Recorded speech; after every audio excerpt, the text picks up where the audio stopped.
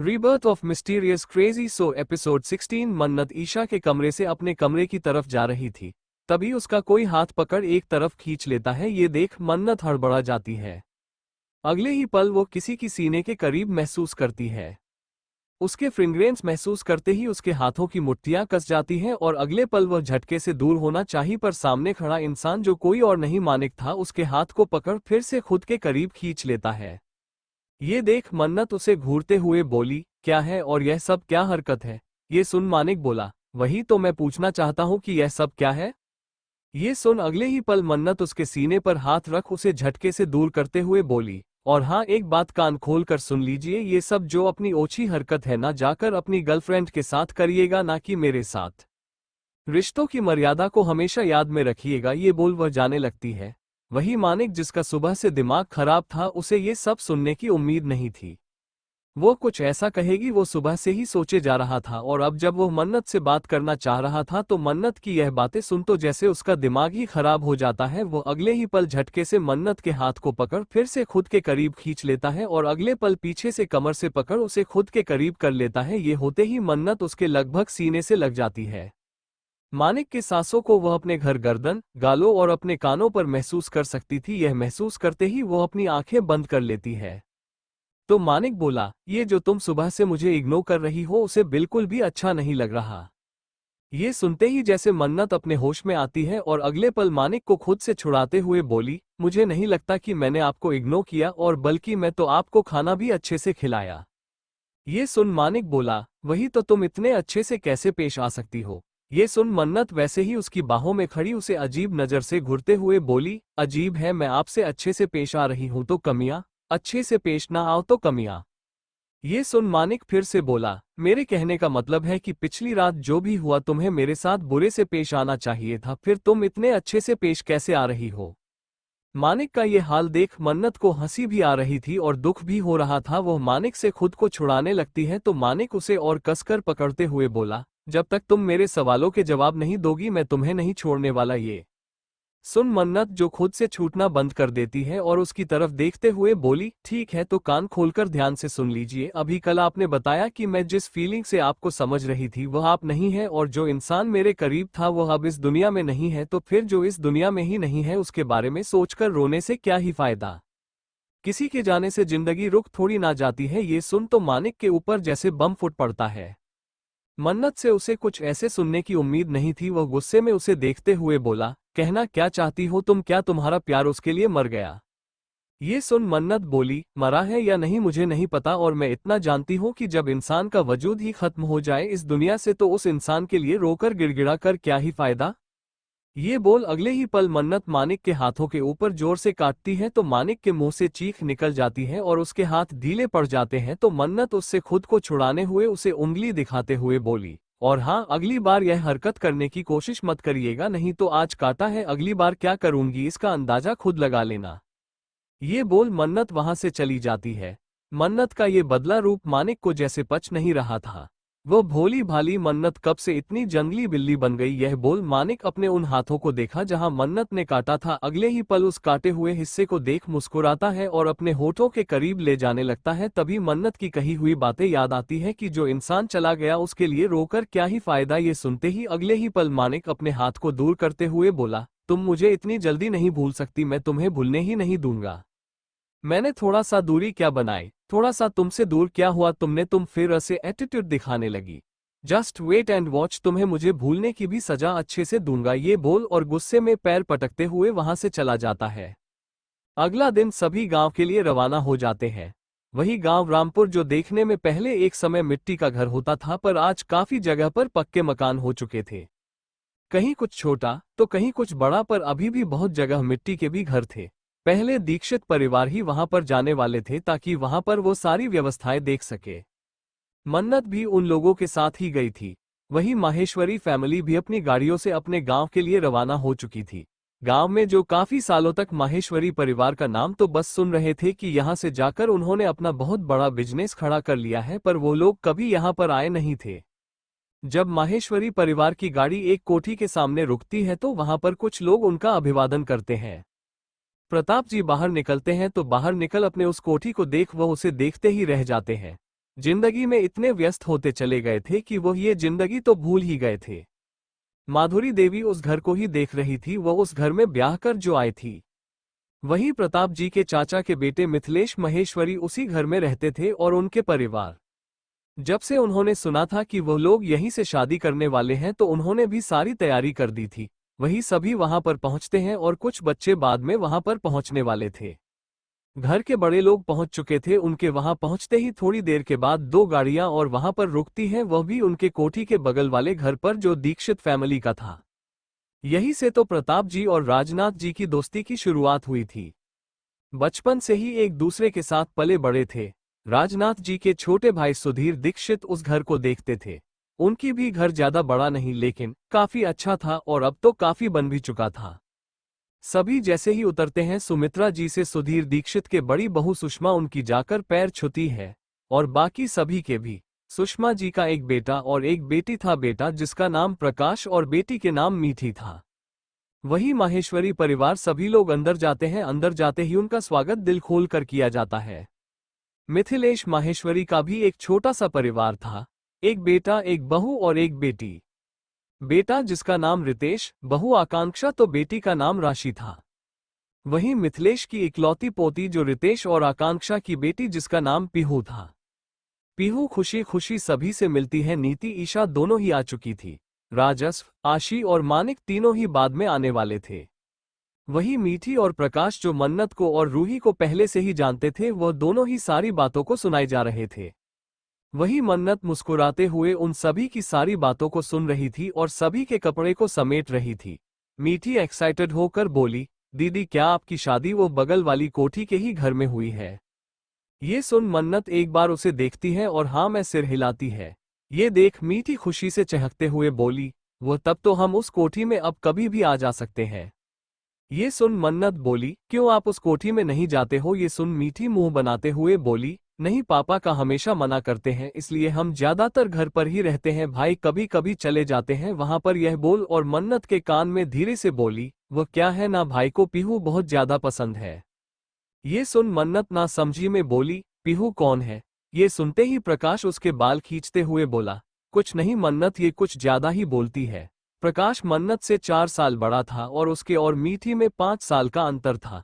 मन्नत से मीठी एक साथ छोटी थी। धीरे धीरे शाम हो जाती है। कल हल्दी की रस्म होने वाली थी। सभी अपने रस्मों के बारे में बात कर रहे थे। तभी माधुरी की बोली, मेरे हिसाब से रेखा और सभी को यहीं पर बुलाकर इस बारे में बात कर लेना चाहिए। वैसे भी हम दोनों का ही घर तो पास में ही है और वैसे भी हमारी रस्में भी एक साथ होगी तो कितना अच्छा होगा।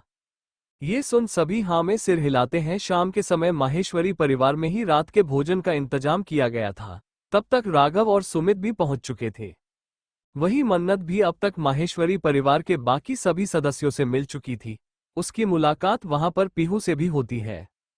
सभी को पता चल चुका था कि मन्नत राजस्व की बीवी है। गांव में भी सभी लोग प्रताप जी से मिलने आए थे और गांव में मुखिया को न्योता दे दिया जाता है कि पूरे गांव को इस शादी में निमंत्रण दे। तो मुखिया इस बात का विश्वास दिलाते हैं क्योंकि प्रताप जी काफी साल पहले ही इस गांव को छोड़ दिए थे। उन्हें अंदाजा नहीं था कि कौन बगल में कौन है। वही शाम के समय मन्नत और सभी लड़कियां मिलकर खाने का आयोजन कर रहे थे। परिवार इतना बड़ा हो गया था, देखकर ऐसा लग रहा था कि एक छोटा सा प्रोग्राम हो। खाने को एक बड़े से कमरे में नीचे ही बनाया जा रहा था। वही तभी बाहर रात को 2 गाड़ियां आकर रुकती है।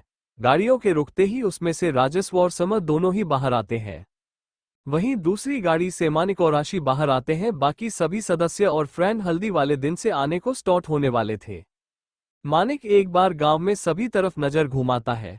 रात होने से काफी कुछ दिख नहीं रहा था। इत्तेफाक से लाइन तो थी पर लाइन का भी कोई भरोसा नहीं था कब कट जाए क्योंकि गांव था। वही मानिक इधर उधर नजर दौड़ा रहा था। वही आशी भी अंदर जाने को होती है। तभी वहां पर खड़ी राशि जो पूरे खानदान की इकलौती बुआ थी, वह आशी को देखते हुए माधुरी से बोली, भाभी क्या यह आशी है? ये सुन माधुरी जी बोली, हाँ आशी है। ये सुन वो आशी कुछ बोलती तभी राशि बुआ बोली, तो इसके साथ क्या दामाद जी भी आए होंगे? ये सुनते ही सभी हैरानी से एक पल के लिए आशी को देखते हैं। वही आशी जैसे ही यह सुनती है उसके कदम ठिठक जाते हैं। वही दूर खड़ी मन्नत ये सब सुन रही थी। जैसे ही वहां पर राशि यह बात बोली, आशी के तो पैर जम जाते हैं। सभी लोग आशी को देखने लगते हैं या फिर यह कहा जाए उन्हें घूरने लगते हैं। राशि का नेचर सभी खानदान में बेहद डिफरेंट था, या ये कहा जाए उन्हें बाल की खाल निकालना बेहद पसंद था। आशी के दुखती रथ पर हाथ रख दिया क्योंकि उन्हें राशि बिल्कुल नहीं पसंद थी। उन्हें कोई जवाब दे, उन्हें कोई उनको सीख दे, बिल्कुल नहीं पसंद था। आशी का शुरू से ही तेवर उन्हें पसंद नहीं था। शायद इसीलिए सब कुछ जान समझकर भी वह बातें उन्होंने बोली। ये देख माधुरी बोली, राशि लगता है कि आप भूल गई हैं या फिर परिवार से दूर रहते रहते आपको इतना नहीं पता कि किसके लाइफ में क्या हुआ है। ये कह वो उसे गुस्से में देखती है तो अगले ही पल राशि अजीब सी हंसी के साथ बोली, अरे हाँ हाँ मुझे याद आया, सॉरी आशी बेटा। क्या करूं, बुढ़ापे का असर हो चुका है। ये सुन मानिक जो कब से देख और सुन रहा था वो बोला, बुआ दादी अगर आपको इतनी ही बुढ़ापे का असर छा रहा है तो मेरे हिसाब से आपको बस चाय नाश्ता का ही आवाज लगाना चाहिए, ना कि किसी के बातों में घुसकर अपनी राय। मानिक जो उन्हें बिल्कुल भी नहीं पसंद था, या ये कहा जाए कि मानिक का भी नेचर बिल्कुल आशी के जैसा था। वह यह नहीं देखता था कि किस चीज का फायदा था क्या नुकसान, वो अपनी बात को रखना जानता था। ये सुन राशि बोली, अब तुम मुझे सिखाओगे कि मुझे कौन सी बात कहाँ रखनी चाहिए, पहले खुद के वजूद को तो जान लो। ये सुन प्रताप जी की आवाज आई, बस बहुत हुआ, सभी अपने अपने कमरे में जाओ। और हाँ, सभी को मैनेज करने होंगे क्योंकि यहाँ पर किसी का पर्सनल कमरा नहीं मिल सकता, इसलिए आपसी सहमति से सभी तैयार हो जाओ। ये सुन सभी हाँ में सिर हिलाते हैं। कोठी तो बड़ी थी पर इतना भी कमरा नहीं था कि सभी का अपना अपना पर्सनल रूम ले सके। इसलिए शादी के समय तक सभी लड़कियों ने एक साथ रहने का डिसाइड किया था और लड़कों ने एक साथ। लेकिन इस मामले में आशी और मानिक दोनों ही जिद्दी थे। वो दोनों ही अकेले रहने का डिमांड किया, जिसमें आशी ने तो अपना कमरा बुक कर दिया पर मानिक बिल्कुल भी किसी के साथ नहीं रहना चाहता था। इसलिए उसने छत ही अपना आशियाना बना लिया और सीधे सभी को मना कर दिया उस पर आने के लिए। सभी को पता था कि मानिक इस मामले में कितना जिद्दी है। उसे बिल्कुल भी नहीं पसंद कि कोई उसके साथ कोई कमरा शेयर करे या उसकी प्राइवेट जगह पर कोई आए। रात को सभी डिनर के लिए एक जगह पर नीचे ही बैठते हैं। मानिक भी कान में ईयरफोन लगाए नीचे उतरता है, तभी उसकी नजर हंसते मुस्कुराते हुए मन्नत पर पड़ी। उसकी नजर उस पर ही टिक जाती है। मन्नत इस समय गांव के हिसाब के कपड़े, घाघरा, चोली और दुपट्टे को बेहद खूबसूरती से पिनअप किया था, जिसमें वह और भी ज्यादा बच्ची और प्यारी लग रही थी। बालों को उसने ऊपर कर एक जुड़ा बनाया हुआ था और कुछ बालों की लिटें उसके गालों को चूम रही थी। कान के झुमके जो बेहद उसकी खूबसूरती को बढ़ा रही थी। यदि उसके खूबसूरती में सबसे ज्यादा रंगत था तो उसकी हमेशा की तरह वो छोटी सी काली सी बिंदी जो उसके गोरे माथे को सजा रही थी। मानिक के कदम रुक जाते हैं। वही मन्नत को भी जैसे हवा का झोंका सा आता है। उसे एहसास होता है कि कोई उसे बेहद सरगोशी से देखे जा रहा है। यह महसूस होते हैं वो जो खाना परोस रही थी अपनी नजरें ऊपर करती है तो उसकी नजर ऊपर से उतर मानिक से टकराती है जो उसे ही देखे जा रहा था। एक पल के लिए मन्नत उसी को देखने लगी। वही सभी तो अपने में बिजी थे, पर वहां पर बैठी स्वीटी और नीति नोटिस कर रहे थे।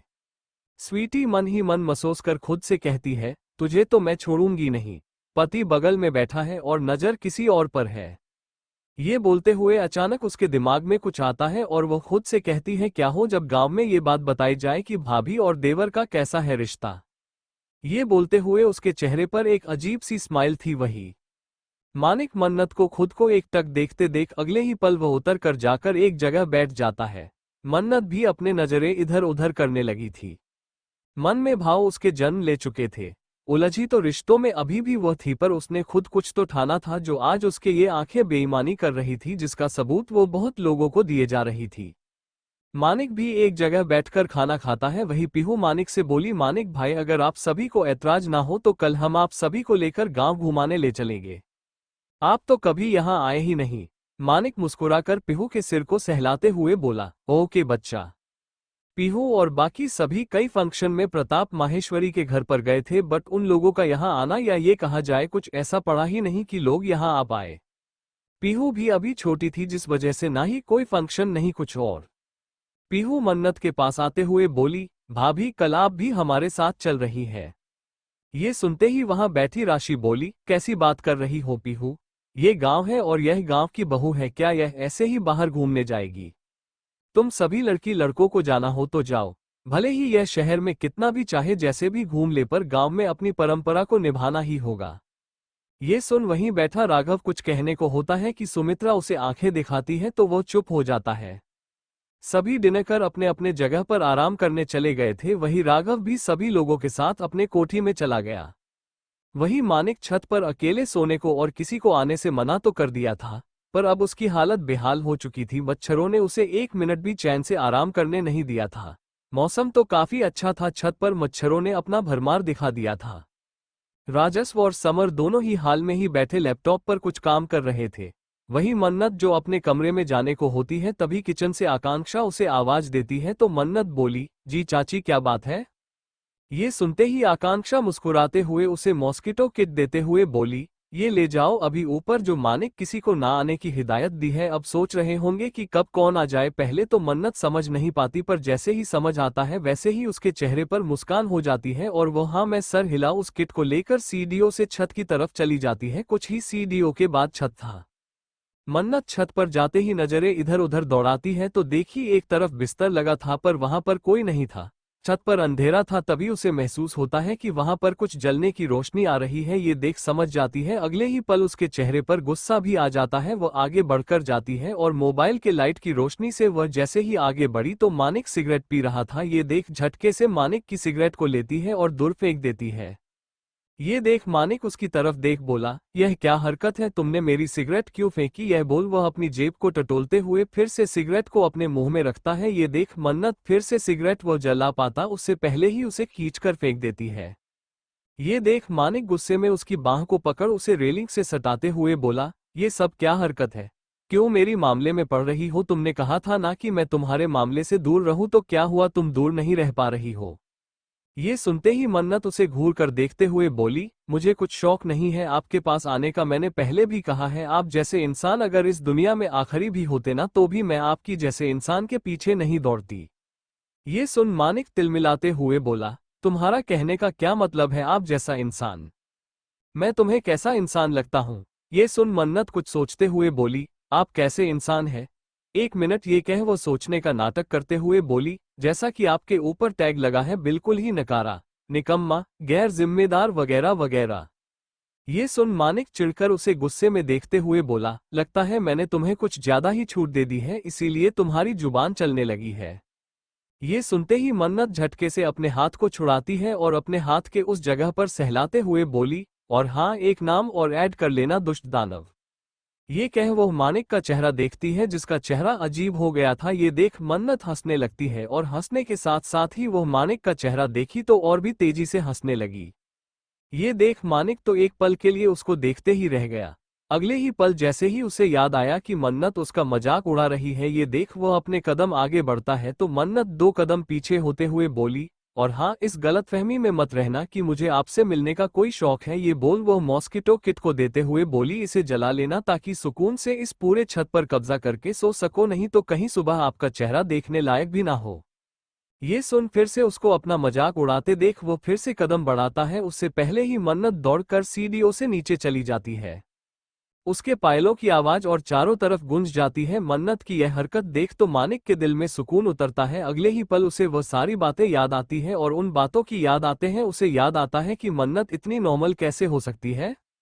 इतना सब कुछ होने के बाद भी इतना नॉर्मल उसे ये बर्दाश्त नहीं हो रहा था। वही मन्नत हंसते हुए नीचे आ रही थी। अगले ही पल उसकी नजर सामने खड़ी वैदेही पर पड़ जाती है तो उसके कदम ठिठक जाते हैं।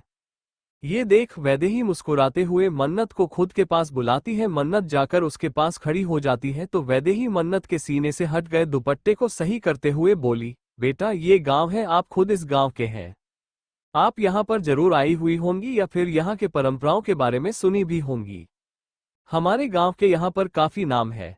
दिल्ली शहर में ये बात अलग है, पर मैं चाहती हूँ कि आप यहाँ पर हर चीजों का मान रखें ताकि आपके ऊपर कोई भी उंगली ना उठा सके। ये बोल उसे देख मुस्कुराकर वहां से चली जाती है। मन्नत उन्हें देखते ही रह जाती है। जब वह अपने कमरे में जाती है तो देखी वहां पर राजस्व नहीं था। मन्नत और राजस्व को एक कमरा दिया गया था क्योंकि वह एक कपल थे।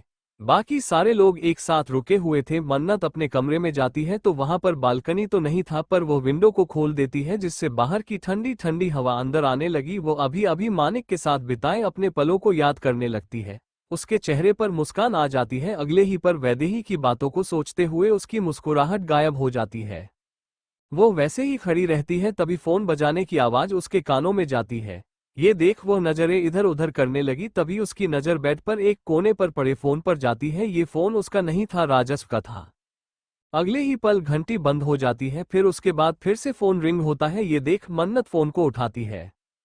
कुछ सोचते हुए वो अननोन नंबर देख फोन उठा लेती है। वो फोन पर कुछ बोलती तभी उधर से किसी की आवाज होती है, बॉस मैं हरी बोल रहा हूँ। बॉस मैं आपको कब से कॉल कर रहा हूँ, मुझे आपको मैडम के बारे में कुछ इन्फॉर्मेशन देनी है। मन्नत हैरानी से उस फोन को देखती है। वो फिर से कुछ पूछने को होती है, तभी उसके पहले ही उधर से हरी बोला, बॉस मैंने मैडम को अस्पताल जाते हुए देखा और अस्पताल में वो गायनाकोलॉजी में गई थी। ये सुन तो जैसे मन्नत शॉक्ड हो जाती है। अगले ही पल मन्नत कुछ कहती तभी उधर से आवाज आती है, बॉस आपने सुना मैंने क्या कहा। बॉस मन्नत हड़बड़ाकर फोन रख देती है। मन्नत के हाथ कांप जाते हैं। वो हैरानी से उस फोन को देखने लगती है। अगले ही पल वो सोचने लगती है, ये तो राजस्व का फोन है। राजस्व किसी लड़की के पीछे किसी को लगाया है और यह सब क्या है। ये बोलते हुए वो सिर पर हाथ रख लेती है। उसे कुछ भी समझ में नहीं आता, पर वो इस मामले में राजस्व से पूछना चाहती थी, पर आखिर वो कैसे पूछती। अगर राजस्व के लाइफ में कोई है तो फिर वो मन्नत को इस रिश्ते में क्यों बांध कर रखा है, उसे समझ नहीं आया। अगले ही पल उसे राजस्व के आने की आहट सुनाई देती है। ये देख वह झट से बिस्तर पर लेट जाती है और आंखें बंद कर लेती है। राजस्व जैसे ही अंदर आता है, फोन की घंटी फिर से बजती है। ये देख राजस्व फोन को उठा लेता है। तभी राजस्व बोला, हाँ हरी बोलो। ये सुन मन्नत राजस्व को देखने लगती है, जो विंडो के पास चला गया था। विंडो ज्यादा दूर नहीं था तो मन्नत राजस्व की आवाज को सुन सकती थी। तभी राजस्व बोला, क्या कहा तुमने, पर मैंने तो फोन नहीं उठाया था। ये बोल वो एक नजर पीछे मन्नत को देखा, फिर बोला, बात क्या है। ये सुन उधर से हरी कुछ कहता है तो राजस्व के पैर सुन्न पड़ जाते हैं। फिर थोड़ी देर बाद बोला, मैं कल ही आता हूं, तब तक मुझे सारी इन्फॉर्मेशन पक्की चाहिए। ये कह वो कॉल कट कर देता है। राजस्व जेब से सिगरेट निकाल पीने लगता है। मन्नत जो सब कुछ सुन रही थी, उसके दिल में घबराहट थोड़ी बढ़ने लगी थी सब कुछ जानने की। कुछ देर बाद राजस्व बिस्तर पर आकर लेट जाता है। उसकी आंखें खुली थी, उसके चेहरे के भाव कुछ समझ नहीं आ रहे थे। अगले ही पर वो अपने हाथ बढ़ाकर मन्नत के हाथ को पकड़ लेता है। ये देख तो मन्नत डर से घबरा जाती है और शरीर कांप जाती है। तभी राजस्व बोला, मन्नत मन्नत। कई बार आवाज लगाने पर मन्नत आंखें खोलती है तो राजस्व बोला, क्या तुम मेरा सिर दबा दोगी। ये सुन मन्नत झट से उठकर बैठ जाती है और एक गहरी सांस लेती है कि जैसा उसने सोचा वैसा कुछ नहीं था। राजस्व मन्नत की गोद में सिर रख देता है तो मन्नत उसके सर को दबाने लगती है। मन्नत के दिमाग में बहुत कुछ चल रहा था, बहुत सारे सवाल थे, पर उसके जवाब कहाँ थे। उसे कुछ भी नहीं पता था, पर उसे पता करना था। ये सब सोचते हुए वो अपना सर बेड़ से टीका लेती है। अगली सुबह आज हल्दी का दिन था, सारे लोग सारी तैयारी में लगे थे। वही मन्नत जब सोकर उठी थी तो राजस्व को वहां नहीं पाती। राजस्व को खोजते हुए नीचे जाती है, पर उसे वह नहीं दिखता। उसे समर दिखता है तो वह समर से इस बारे में पूछी तो समर ने उसे बताया कि राजस्व किसी जरूरी मीटिंग के लिए चला गया है। ये सुन मन्नत समर से बोली, अगर जरूरी मीटिंग थी तो आप यहाँ पर क्या कर रहे हैं।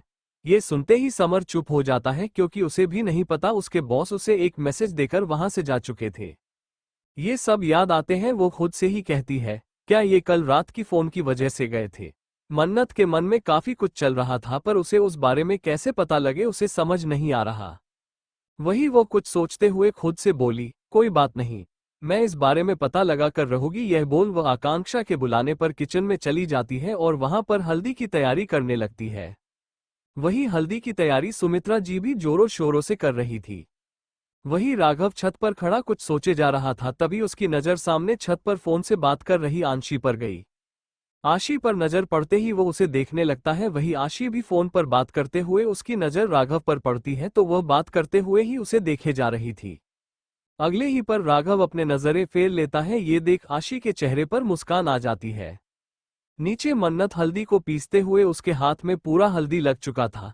हल्दी गांव के हिसाब से पत्थर के सिल पर पीसा जा रहा था। तभी उसे दादी आवाज आती है।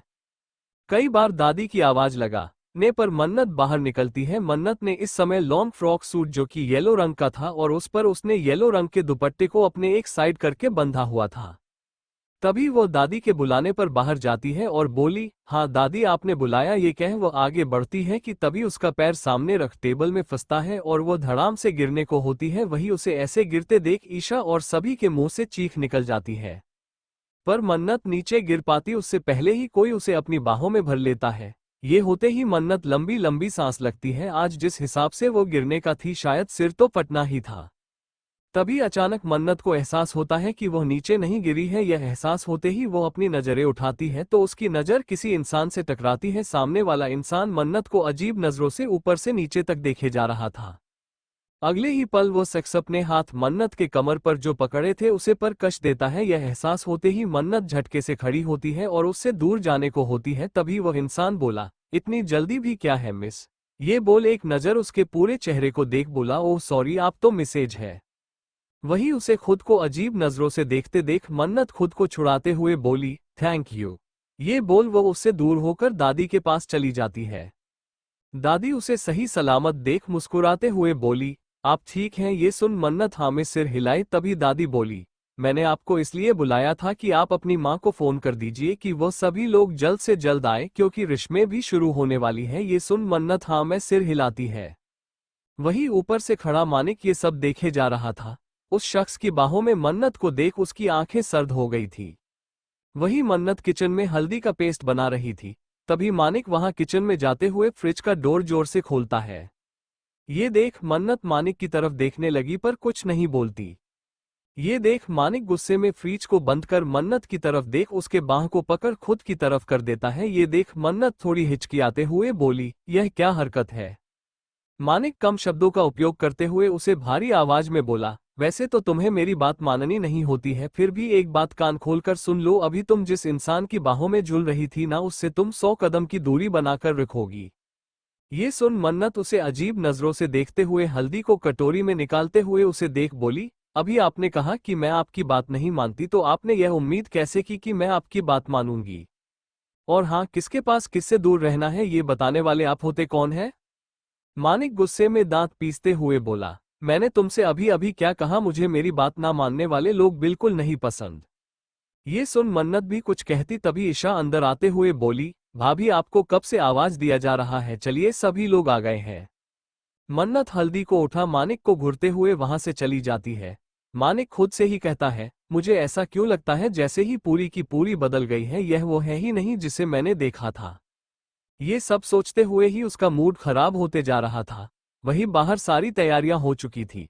हल्दी की रस्म के लिए एक ही जगह पर राघव और नीति को हल्दी लगने वाली थी में एक पार्टीशन दिया गया था। मन्नत मुस्कुराते हुए हल्दी को ले जा रही थी तभी अचानक उसे किसी का धक्का लगता है। धक्का लगने से उसकी पूरी हल्दी गिरने को होती है। तभी झटके से उस कटोरी को आशी पकड़ लेती है। आशी के हाथ पर कई जगह हल्दी लग चुकी थी और मन्नत खुद से ही कहती है, आज मैं कितनी बार गिरूंगी। वही यह सब देख राशि थोड़ी तेज आवाज में बोली, यह क्या हरकत है बहू? क्या ठीक से तुम्हें चलना भी नहीं आ रहा है जो तुम ऐसे चल रही हो? देखो क्या अपशगुन हो गया, हल्दी जिसे लगनी थी उसे लगी ही नहीं, किसी और को ही लग गई। ये बोल वह बात का बतंगड़ बनाती उससे पहले गांव की कई औरतें आपस में ही खुसुर फुसुर बातें करने लगती है। वही सब सुन आशी और मन्नत एक दूसरे को देखने लगते हैं। तभी एक औरत बोली, हल्दी यदि ऐसे किसी और को लग जाए तो बहुत बड़ा अपशगुन माना जाता है। ये सुन आशी की नजर राघव पर पड़ी, वो इससे ज्यादा कुछ बोलती तभी यह सब देख मन्नत बोली, शगुन और अपशगुन कुछ नहीं होता है चाची, होता वही है जो भगवान और नसीब में लिखा होता है। और जो शिवजी चाहते हैं वही होता है, इसलिए हम और आप कौन होते हैं नसीब बदलने वाले। उसकी ये बात सुन सभी चुप हो जाते हैं। वही राशि बुआ बोली, तुम कल की आय छोकरी हमें नसीब का पाठ पढ़ाओगी। तुम्हें पता है कि ऐसे हल्दी लगने से किसी और का ही नसीब जुड़ जाता है। ये सुन वहां पर बैठा राघव बोला, मैं भी इन सब चीजों को नहीं मानता और वैसे भी हल्दी मेरी थी तो मुझे नहीं लगता कि हल्दी किसी और के लगने से अपशगुन हो जाए या फिर मेरे शादी में विघ्न आए। उसकी यह बात सुन सभी चुप हो जाते हैं। तभी दादी बोली, वैदेही हल्दी की रस्मों को शुरू करो। वैदेही और मेनका हल्दी को लेकर राघव को लगाती है और वही राघव की लगाई हुई हल्दी नीति को लगती है। नीति ने आज बेहद खूबसूरत सा येलो कलर का लहंगा पहना हुआ था। उसके चेहरे पर न जाने क्यों थोड़ी मायूसी आ जाती है। उसके चेहरे पर हल्दी लगाते हुए मन्नत बोली, तुम इन सब बातों में मत आओ, कुछ भी नहीं होता, और वैसे भी हल्दी लगने से दुल्हन का चेहरा खिला होता है, समझ में आया? ये सुन नीति मुस्कुरा देती है। वही मन्नत उसके गाल पर हल्दी लगाते हुए बोली, हैप्पी हल्दी। नीति मुस्कुरा देती है। तभी मन्नत राघव को भी हल्दी लगाती है। तभी हाथों में हल्दी लगाते हुए कोई पीछे से मन्नत के गाल पर हल्दी लगाते हुए बोली, हैप्पी हल्दी दूल्हे की बहना। ये सुनते ही मन्नत पीछे देखी तो वहां प्राची थी। ये देख मन्नत उसे घूरते हुए बोली, तुमने मुझे हल्दी लगाई, रुक फिर तुझे बताती हूँ। ये कह वो हल्दी लेकर दौड़ पड़ती है। वही प्राची इधर उधर दौड़ने लगती है। प्राची जो अभी थोड़ी देर पहले ही आई थी, उसने खुद से कहा, ये तो कितनी बोरिंग होती जा रही है, और बस फिर क्या था, उसने शुरू कर दी हल्दी की होली। वही मन्नत इधर दौड़ते हुए प्राची को हल्दी लगाने को दौड़ती है, तभी सामने ईशा को हल्दी लग जाती है। ये देख ईशा भी दौड़ पड़ती है। देखते ही देखते सही आपस में एक दूसरे को हल्दी लगाने लगते हैं। वही यह सब देख चित्रा बोली, बच्चों के बिना सच में हल्दी हल्दी नहीं लगती है। ये सुन सुमित्रा मुस्कुरा देती है। वही यह सब देख रही राशि दादी से बोली, भाभी बुरा मत मानना, लेकिन आपको नहीं लगता कि यह बहू है तो इसे थोड़ी बहू वाली हरकत भी करनी चाहिए, और देखो ना, सिर पर तो चुन्नी भी नहीं है। ये सुन मेनका बोली, पर बुआ दादी, वो इस गांव की बहू के साथ साथ बेटी भी है। ये सुन राशि मुंह बना लेती है। वही कोई था जो गहरी नजरों से मन्नत को ही देखे जा रहा था। ये देख बगल में आकर एक लड़की खड़ी होते हुए बोली, कैसी लगी भाई? ये सुन वो लड़का अपने बगल में अपनी बहन जो कोई और नहीं स्वीटी थी उसे देख और एक अजीब सी स्माइल के साथ कहा, बेहद लजीज। सुन स्वीटी हाथ उसे देख बोली, बिल्कुल ही चरित्रहीन लड़की है, जैसा कि मैंने तुम्हें बताया। पति के साथ साथ अपने देवर पर और गैर मर्दों पर भी नजर रखती है, और खासतर मेरे मानिक जी पर। मैं नहीं चाहती इस लड़की की नजर पड़े। ये सुन वो लड़का जो कोई और नहीं स्वीटी का भाई था, वो उसे देख बोला, तो बहन तुम क्या चाहती हो? ये सुन स्वीटी एक अजीब सी स्माइल के साथ बोली, मैं चाहती हूँ कि इसकी हरकतें हर किसी के सामने आए, और इसके लिए तुम्हें जो भी करना हो, तुम्हें मेरा पूरा सपोर्ट है। ये सुनते ही वो लड़का जिसका नाम अभय था, वो अजीब सी हंसी हंसने लगता है। वही सभी की होली के बाद सभी अपने अपने कमरे में चले जाते हैं। मानिक जो छत पर ही यह सब कुछ देख रहा था, पर वो अपने मीटिंग के लिए बैठा हुआ था। तभी मन्नत अंदर आने को होती है। ये देख वहां खड़ा अभय भी उसके पीछे हो लेता है। मन्नत अपने कमरे में जाकर वॉशरूम में अपने दुपट्टे को एक जगह पर टांगती है और अपने बालों का जुड़ा बना अपने हाथ पीठ पर लगी हल्दी को छुड़ाने लगती है। तभी उसे फील होता है जैसे वहां पर कोई है। ये फील होते ही मन्नत झटके से पीछे देखी तो वहां कोई नहीं होता। ये देख वह गहरी सांस लेती है। अगले ही पल अचानक कमरे में अंधेरा हो जाता है। ये होते ही मन्नत हड़बड़ा जाती है। वह बाहर निकलने पर होती है, तभी कोई पीछे से कमर में हाथ डाल वह उसे खुद के करीब खींच लेता है। यह महसूस होते ही मन्नत की एक चीख निकल जाती है। तभी वह इंसान उसके मुंह पर हाथ रखते हुए बोला, सभी के साथ तो तुमने हल्दी खेल ली, पर मेरे साथ क्या? ये कह उसके खुली पीठ पर हल्दी लगाता है। ये सब मन्नत को अनकंफर्टेबल कर रही थी। ये फील होते हैं वह झटके से अपने पैर को उठाकर पीछे मारती है, जिससे वह आदमी 2 कदम दूर हो जाता है। यह मौका पाते ही मन्नत लाइट को ऑन करती, तभी उसे फील होता है कि पीछे कोई है। या महसूस होते ही वह गुस्से में अपनी आंखें बंद करती है और अगले ही पल पीछे खड़े इंसान के गाल पर एक जोर से चांटा मारती है और तुरंत बोर्ड की लाइट को ऑन करती है। तो सामने खड़े इंसान को देख उसकी आंखें बड़ी हो जाती हैं। पीछे खड़ा मानिक जो अपनी लाल धधकती आंखों से उसे देख रहा था, और अगले ही पल वो झटके से मन्नत के गर्दन को पकड़ उसे दीवार से सटा देता है। मन्नत को वॉशरूम में फील होता है जैसे कोई है, कोई उसे पीछे से पकड़ हल्दी लगता है। वो छुअन से वो अनकंफर्टेबल हो जाती है और वॉशरूम से भागकर बाहर निकलती है। बाहर निकल वो अंधेरे में लाइट को टटोलने लगती है। तभी वह जैसे ही लाइट ऑन करती है, तभी उसके पीछे से कोई कंधे पर हाथ रखता है। ये फील कर मन्नत पीछे मुड़ एक जोर से थप्पड़ मारती है, पर सामने मानिक को देख उसके आंखें बड़े हो जाती है और वो अपने मुंह पर हाथ रख लेती है। वही मानिक जिसे यह उम्मीद नहीं थी, वो अगले ही पल गुस्से में मन्नत के गले को पकड़ लेता है और उसे दीवार से सटा देता है। ये होते ही मन्नत डर से सहम जाती है। मानिक उसके करीब आते हुए उसके गर्दन पर दबाव बनाते हुए बोला, मुझे तो अब तक लग रहा था कि तुम्हारी जुबान ही मेरे खिलाफ चलने लगी है, पर अब तो तुम्हारे हाथ में चलने लगे। तुम्हारी हिम्मत भी कैसे भी मुझे मारने की। हर बार कुछ बोल नहीं रहा तो तुम्हारा इतना मन बढ़ गया है। ये बोल हाथों का दबाव कसते जा रहा था। मन्नत को अब घुटन सी होने लगती है, उसके आंख से आंसू आने लगता है और वह मानिक को उम्मीद भरी नजर से देखने लगती है उसे छुड़ाने के लिए। मानिक गुस्से से मन्नत ही देखे जा रहा था। मन्नत कुछ कहने की कोशिश कर रही थी पर कहीं नहीं पा रही थी। सांस लेने लगती है और मुश्किल से कंट्रोल कर हिम्मत करते हुए बोली, क्या कहा मैं थप्पड़ ना मारूं तो और क्या करूं? आपकी हिम्मत भी कैसे हुई वॉशरूम में आने की? ये बात जैसे ही मानिक सुनता है उसकी पकड़ मन्नत पर धीरे हो जाती है, जिसे फील करते हैं मन्नत झटके से उसे दूर कर देती है और लंबी लंबी सांस लेने लगती है। और वो उसे देख बोली, आपने मेरे साथ ऐसा ट्रीट किया, ये बोलते हुए उसने आंसू आ जाते हैं। ये होते ही मानिक को एहसास होता है कि उसने गुस्से में अभी अभी क्या किया। ये फील होते ही वो मन्नत की तरफ कदम बढ़ाते हुए बोला, देखो मैं गुस्से में था, सॉरी, वो मुझसे हो गया। मानिक तो सुबह से ही डिस्टर्ब था कुछ उस इंसान के यहाँ आने पर और उसकी नजरों को मन्नत पर देख। मन्नत को ऐसे देख मानिक कुछ कहता उससे पहले ही मन्नत बोली, मैंने कहा ना जाए यहाँ से, पहले तो मैं अपने किए पर सॉरी बोलने वाली थी, बट आपने जो किया अब मैं सॉरी भी नहीं बोलेगी। यह कह वो मानिक को धकेल कमरे से बाहर कर देती है और दरवाजा बंद कर गहरी गहरी सांस लेने लगती है।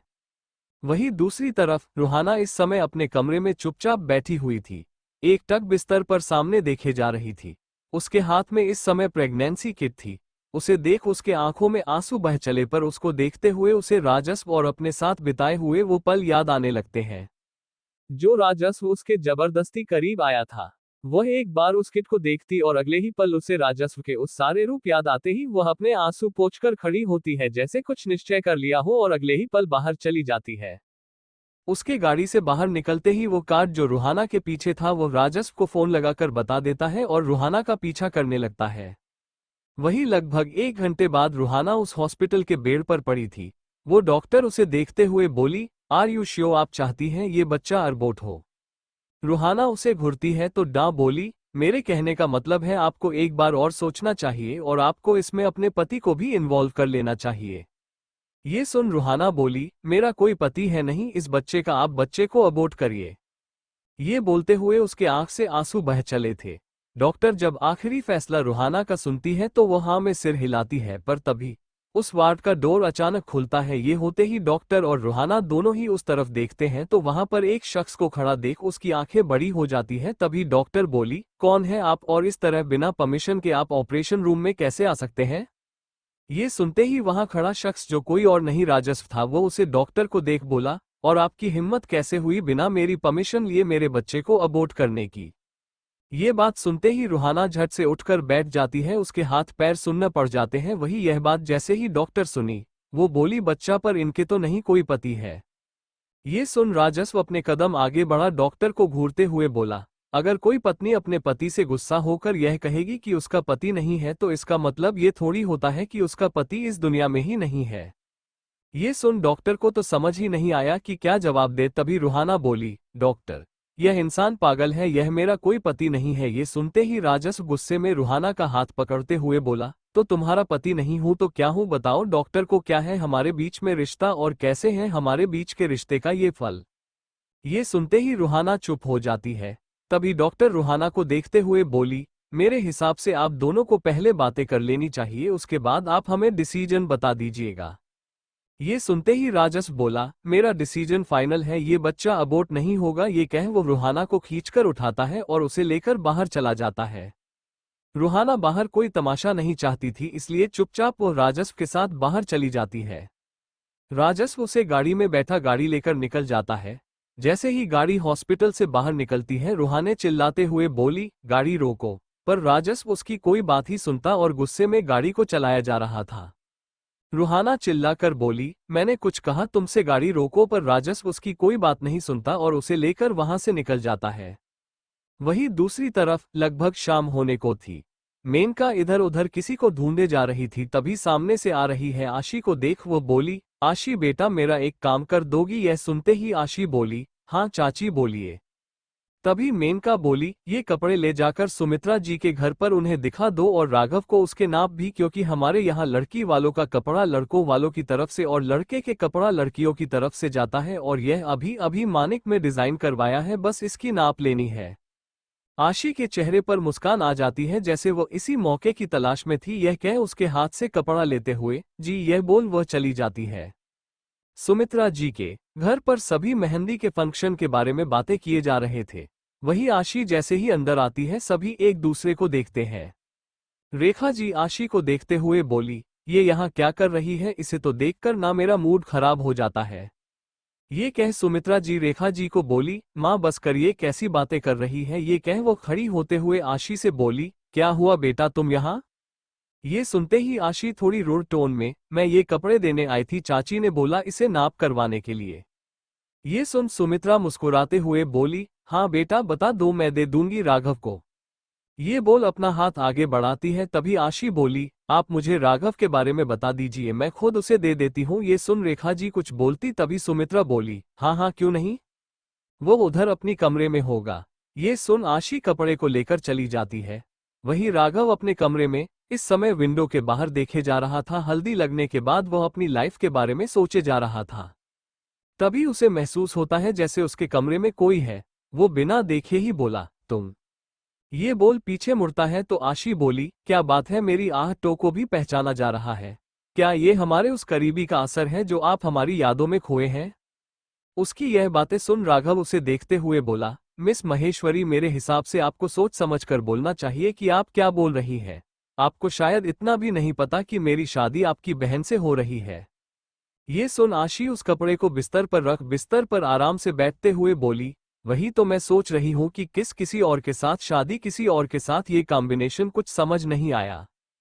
उसके इतनी तेज बोलने पर राघव गुस्से में आशी हाथ पकड़ उसे खींचकर विंडो के पास लेकर आते हुए बोला, क्या बकवास कर रही हो? तुम्हें कुछ अंदाजा भी है कि तुम्हारे बोलने से बाहर के लोग क्या सोच सकते हैं? ये सुन आशी एक विनिंग स्माइल के साथ, क्या बात है, आपको अपनी इज्जत का खतरा है? वैसे क्या हो जब मैं अपनी दुख बीती पूरे घर वालों को बताऊं कि मेरे साथ क्या हुआ है? ये सुन गुस्से में राघव बोला, भूलो मत, वह किस मैंने नहीं तुमने की थी। ये सुन आशी उसके गले में हाथ डाल देती है। ये देख राघव अचकचा जाता है तो आशी बोली, कौन विश्वास करेगा? ये सुन राघव उसे देखने लगता है तो आशी उसके और करीब आते हुए बोली, मैंने पहले ही तुमसे कहा था ये शादी रोक दो, मैं तुम्हें लाइक करती हूँ और इसीलिए मैंने खुद आगे बढ़कर वो कदम बढ़ाया, पर तुम्हें तो अपनी इज्जत का कोई फिक्र ही नहीं है। ये सुन राघव गुस्से में खुद से दूर करता कि आशी और कसकर पढ़ते हुए बोली, और तुम्हें पता है ना, मुझे जो चीज़ पसंद होता है मैं वो चीज़ पाकर रहती हूँ, तो फिर तुम्हें ऐसा क्यों लगा कि मैं तुम्हें खुद से दूर जाने दूंगी? ये सुन तो राघव जैसे सदमे में ही था। वह झटके से आशी को खुद से दूर करते हुए बोला, दिमाग खराब हो गया तुम्हारा कि क्या बहकी बहकी बातें कर रही हो? तुम्हारी बहन की शादी मेरे साथ होने वाली है, तुम ऐसी बातें कर रहे हो, जाओ यहां से। ये सुन आशी उसे देखते हुए बोली, हाँ मेरी बहन की शादी हो रही है, इसीलिए तो कह रही हूँ, शादी कभी भी ऐसे शख्स से नहीं होने चाहिए जब उसका पार्टनर ही किसी और को पसंद करता हो, ऐसे में उस लड़की की जिंदगी बेकार हो जाती है। ये सुन राघव बोला, एक्सक्यूज मी, नीति का पार्टनर मैं हूं और मैं किसी को पसंद नहीं करता। ये सुन आशी मुस्कुराते हुए बोली, अपने इस दिल से पूछो, जब भी तुम अकेले होते हो तुम किसके बारे में सोचते हो? क्या तुम नीति के बारे में सोचते हो? ये सुन राघव उसे देखने लगा। तभी आशी बोली, तुम मुझे भेज रहे हो पर कल तुम खुद मेरे पास दौड़कर आओगे और यह शादी भी तोड़ोगे। ये सुन राघव आशी की आंखों में एक जिद पर देख रहा था। वो उसकी आंखों में देखते हुए बोला, ऐसा इस दुनिया में ऐसा कुछ नहीं है जो मुझे मेरे वादों से हटा सके, और मैं नीति से शादी करने के लिए वादा कर चुका हूं और वह मेरी शादी होकर रहेगी। ऐसा कुछ नहीं है जो मैं अपनी बातों से हट सकूं। ये सुन आशी मुस्कुराकर उसे देखते हुए बोली, ये समय बताएगा। ये बोल वो वहां से चली जाती है। भले ही राघव ने ये सब बोल दिया था पर न जाने क्यों आशी की बातें उसे बहुत अजीब लग रही थी। वहीं महेश्वरी हाउस में शाम का समय 7 बजे बज चुके थे और सभी रात के खाने की तैयारी कर रहे थे, पर मौसम बारिश का होने लगा और धीरे धीरे हवा चलने लगी। मेनका बोली, ईशा छत पर कपड़ा है, जरा देखना। तो यह ईशा हाथों में आटा लगा था। वो मन्नत से बोली, भाभी। मन्नत तुरंत छत की तरफ भागती है। वही कोई था उसके पीछे छत पर चला गया था। मन्नत जल्दी जल्दी कपड़ों को उतार रही थी और एक नज़र छत के बने रूम की तरफ देख रही थी जहां पर दरवाजा लॉक था। कपड़े को उतार रही थी तभी कपड़ा एक अटक जाता है। बारिश का मौसम घनघोर होने लगा। तभी पीछे से आवाज आती है, तो मैं मदद कर दूं। ये सुन मन्नत पीछे देखी तो वहां पर अभय था। मन्नत को खुद की तरफ देखते देख वो बोला, मेरा मतलब मौसम कुछ ज्यादा ही खराब हो रहा है। ये सुन मन्नत कुछ नहीं बोली और कपड़े उतारने लगती है तो अभय भी कपड़े को उतारने लगता है। अभय की नज़र मन्नत पर ही टिकी हुई थी जिसने इस समय घाघरा और चोली पहना हुआ था। जिस पर उसने दुपट्टे को लगाया था उसकी पतली कमर उसमें से देखी जा सकती थी, तो उसकी नज़र उसे सुराहीदार गर्दन पर टिकी हुई थी। बालों का चोटी किया हुआ था, देखने में बला की खूबसूरत लग रही थी। तभी अभय कपड़े उतारते हुए बोला, वैसे मैं आपके और राजस्व की शादी में नहीं आया था, आप मुझे जानती है? ये सुन मन्नत बोली, हाँ मुझे पता है, आप स्वीटी के भाई हैं। अभय ये सुन बोला, आपने तो मेरा परिचय पहले ही पता लगा लिया है। ये बोल उसके करीब जाता है तो मन्नत 2 कदम दूर हो जाती है। अभय मुस्कुराते हुए बोला, वैसे आपको पता है कि आप बहुत खूबसूरत हैं। ये सुन मन्नत झटके से उसे देखी तो अभय मुस्कुराते हुए बोला, अरे मैं तारीफ कर रहा हूँ, कुछ गलत मत समझो। ये सुन मन्नत बोली, तो फिर मैं आपको ये भी बता देती हूँ, खूबसूरत के साथ साथ में काफी खतरनाक भी हूँ। ये सुन अभय बोला, वैसे मुझे खूबसूरती के साथ खतरनाक लोग और ज्यादा पसंद है। मन्नत को उसकी बात बिल्कुल भी अच्छा नहीं लगा, पर वो इग्नोर कर देती है। बारिश का मौसम और भी ज्यादा घनघोर होने लगता है। देखते ही देखते बारिश होने लगती है तो अभय सीढ़ियों की तरफ चला जाता है, तो मन्नत भी सारे कपड़ों को एक साइड रख देती है। तभी देखी है कि 2-3 कपड़े और छूटे हैं। ये देख जल्दी से दौड़कर जाती है। तभी बारिश शुरू हो जाती है। कपड़े उतारते उतारते तक बारिश तेज से होने लगती है। ये देख मन्नत ऊपर की तरह देखती है। अगले ही पल उसके चेहरे पर मुस्कान आ जाती है और वह वही उसे बारिश की बूंद को अपने चेहरे पर महसूस करने लगती है। इस बात से अनजान की बेहद अजीब नजरों से अभय उसे ही देखे जा रहा है। बारिश की बूंदें जो पूरी तरह से मन्नत को भीगा चुकी थी, उसकी बॉडी से कपड़े पूरे चिपक चुके थे, जिससे उसका फिगर और भी ज्यादा उभर कर आ रहा था। मन्नत और भी ज्यादा खूबसूरत लग रही थी, वही अभय तो बस मन्नत को ही देखे जा रहा था। मन्नत अनजान होकर वो बारिश में ही घूमने लगती है। वही अभय जिसे और नहीं रुक जाता, वो अपने कदम बारिश में आगे बढ़ा देता है। वही नीचे मानिक जो समर के साथ अंदर भीगने से बचते हो आया। समर बोला, वैसे अच्छा ही है मेरा बॉस मुझे बिना लिए चला गया, कम से कम कुछ कुछ सुकून से तो रहूंगा। ये सुन मानिक बोला, पूरे के पूरे कामचोर हो। ये सुन समर उसे घूर कर देखता है। तभी मेनका की आवाज आती है, ईशा तुम यहाँ हो, कपड़े कौन उतारने गया है? ये सुन ईशा बोली, कपड़े उतारने छत पर भाभी गई है। ये सुन मेनका बोली, तो अभी तक आई क्यों नहीं? ये सुन नीति बोली, मुझे तो लगता है कहीं वो बारिश में नाचने ना लगी हो, उन्हें बारिश बहुत पसंद है। ये सुन मेनका अपने सिर पर हाथ रख लेती है और वह मानिक को देख बोली, मानिक जरा देखना, छत पर मन्नत है, क्या उसे भेजना, क्योंकि उसे जल्दी पानी से बीमार हो जाती है। ये सुनते मानिक कदम छत की तरफ बढ़ जाते हैं। बारिश का मौसम धीरे धीरे तेज हो चुका था।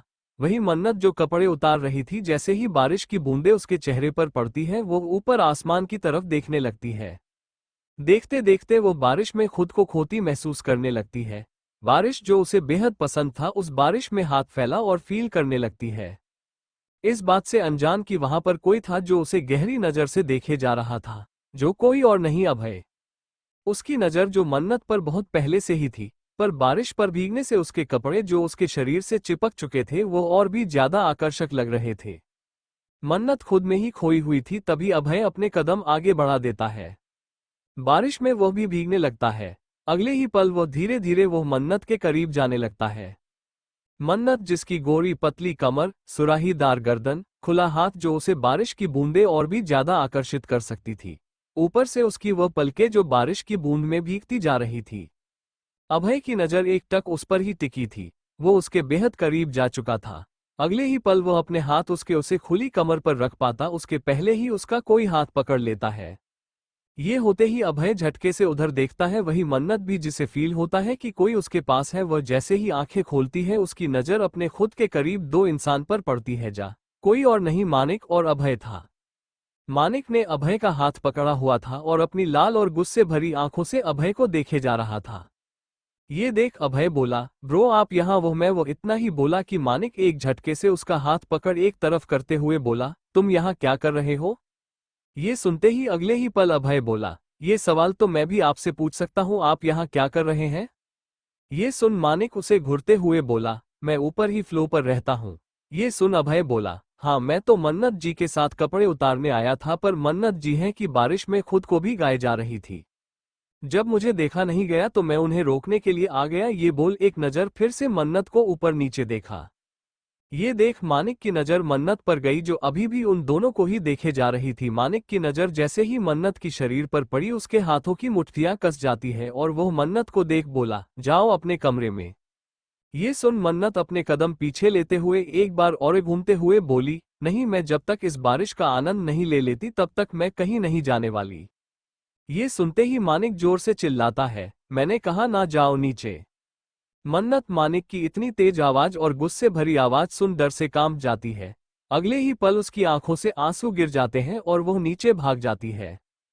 उसके जाते ही अभी तक अभय जो खुद को बहुत सीधा साधा दिखा रहा था झट से अपना हाथ छुड़ा लेता है और अपने हाथों को सहलाते हुए बोला, आज तो तुमने मुझे ऐसे पकड़ लिया, आगे से ऐसा करने की हिम्मत मत करना।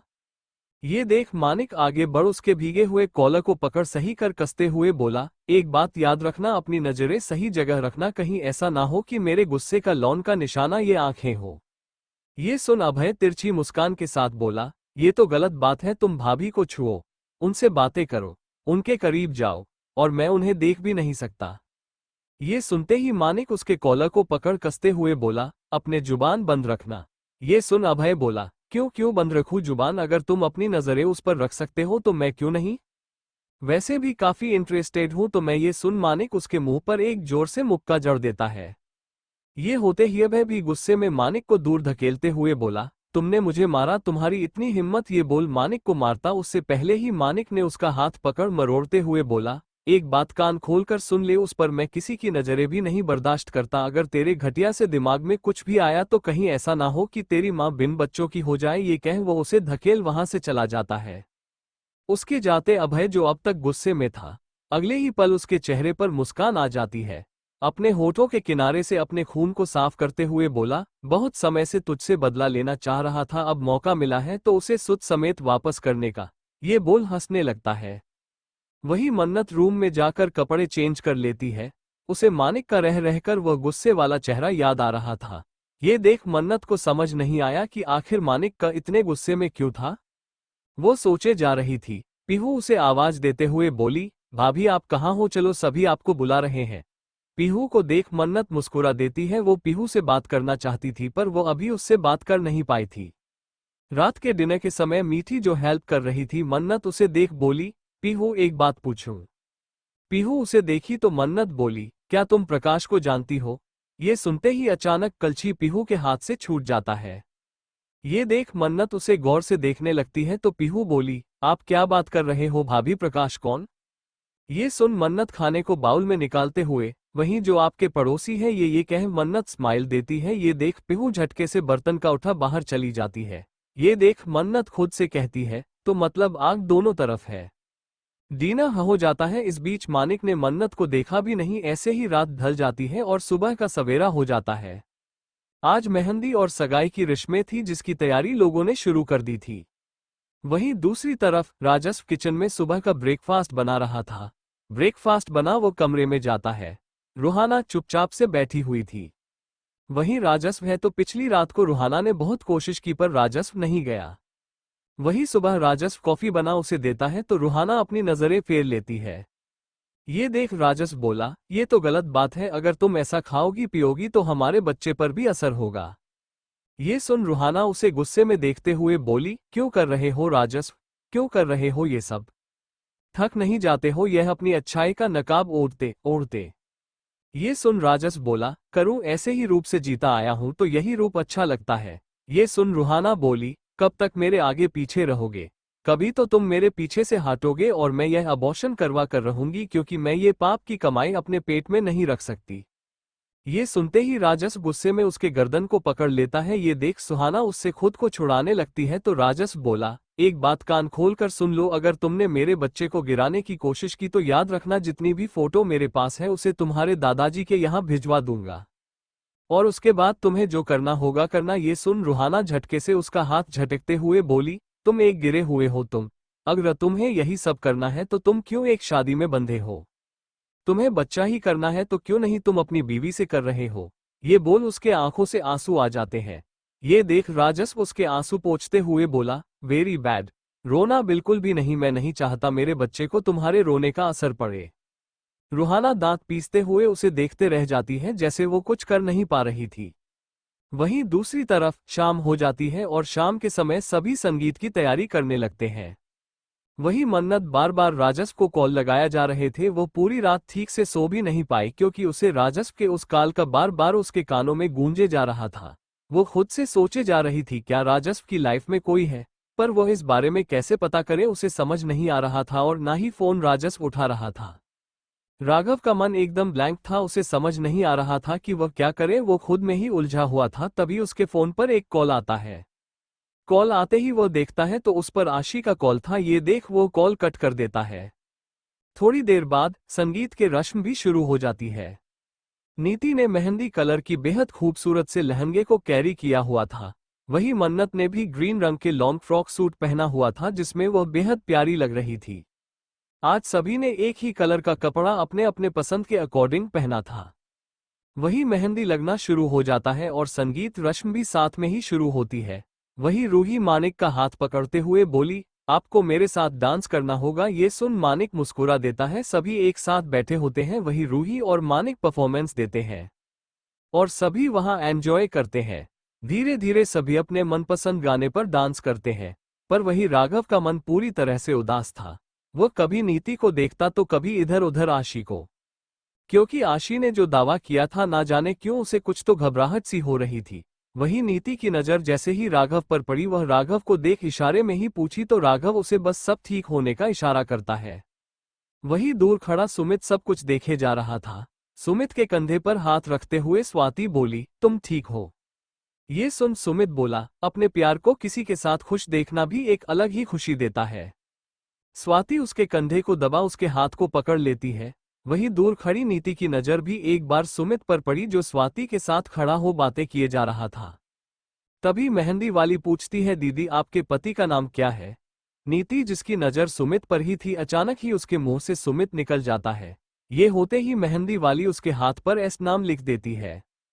वही राघव के हाथों पर भी मेहंदी लग रही थी। तभी उसके फोन पर अननोन नंबर से फोन आता है।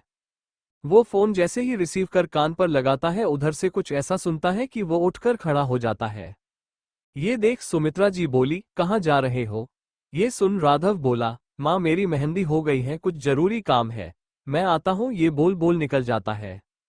वही राघव बाहर निकल थोड़ी दूर जाता है तो वहां पर हल्की रोशनी में आशी खड़ी दिखती है। ये देख राघव गुस्से में जाकर आशी का वहां पकड़ खुद की तरफ करते हुए बोला, आखिर तुम्हें हो क्या गया है? क्या तुम पागल हो जो बहकी बहकी बातें कर रही हो? और यह क्या तुम मुझे धमकी दे रही हो? और क्या कहा तुमने फोन पर? अभी तुम्हारा दिमाग खराब है।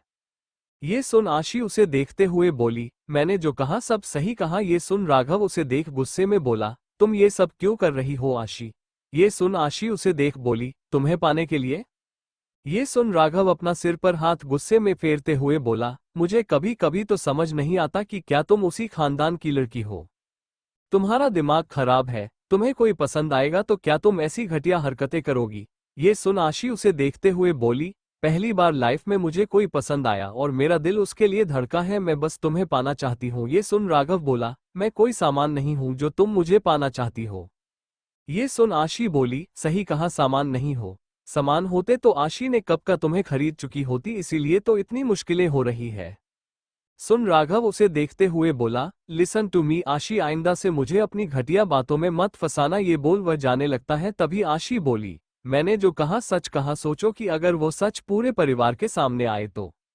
ये सुन राघव उसे देखा तो आशी आगे आते हुए बोली, तुम्हारी बहन जो एक शादीशुदा होते हुए भी किसी और के साथ प्यार का खेल खेल रही है, या ये कहा जाए किसी और से प्यार करती है, और यहाँ तक कि अपने आशिक को भी खुद के पास बुलाती है। ये सुन तो जैसे राघव का दिमाग सुन्न पड़ जाता है और वह गुस्से में आशी को देख चिल्लाते हुए बोला, आशी अपनी जुबान संभाल के बात करो। ये सुनते ही आशी उसे अपने फोन में एक वीडियो दिखाती है। वीडियो को देखते ही राघव के पैरों तले जमीन खिसक जाती है। वीडियो में मन्नत और उस अनजान शख्स की करीबी का वीडियो था जिसमें वह इंसान मन्नत को किस कर रहा था। मन्नत उसकी बाहों में छुपी हुई थी। मन्नत का चेहरा तो दिख रहा था पर उस इंसान के चेहरे पर मास्क लगा था। ये तब का वीडियो था जब मानिक अनजान आदमी बनकर मन्नत के पास आया था। उस समय आशी ने छत पर उन दोनों को देखा था। जैसे ही वो वीडियो राघव देखा वो बोला, यह नहीं हो सकता। ये सुन आशी बोली, यही सच है, और अगर तुम वह नहीं किए जो मैं चाहती हूं तो फिर यह वीडियो पूरे परिवार वालों के सामने आएगा तो सोचो तुम्हारी बहन की इज्जत का क्या होगा। और हाँ, तुम मुझे कोई सीधी शादी मत समझना क्योंकि मैं ऐसा कर सकती हूँ। ये बोल वह राघव को देख बोलती है, आज रात का तुम्हारे पास समय है, सोच लेना, वह भी अच्छे से, पर जवाब मुझे हाँ में ही चाहिए वरना। ये बोल आशी चली जाती है। वही राघव वही धम्म से बैठ जाता है और खुद से कहता है, मन्नत ये तुमने क्या किया? Thank you for listening. मुझे उम्मीद है आपको ये स्टोरी पसंद आई होगी। अगर आपको पसंद आई है तो प्लीज़ लाइक और कमेंट करना ना भूलें और मोर स्टोरीज के लिए सब्सक्राइब करें। मिलते हैं नेक्स्ट वीडियो में।